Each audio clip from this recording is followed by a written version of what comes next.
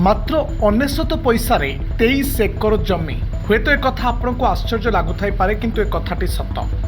Andhra Pradesh Chandrababu Naidu नेतृत्वाधीन TDP सरकार मात्र 99 पैसार विशाखापाटनार 21.16 एकर जमी सॉफ्टवेयर कंपनी टीसीएस बा टाटा कंसल्टेंसी सर्विसेज को प्रदान करिथिबा जଣା पड़िछि।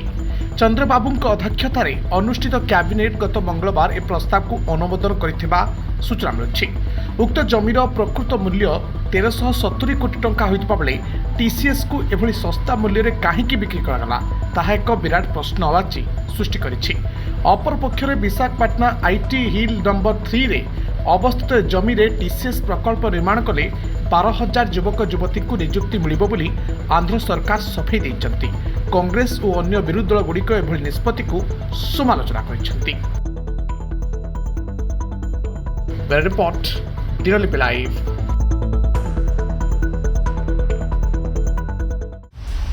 दिनलिपि लाइव को एबे ही लाइक शेयर सब्सक्राइब करंतु।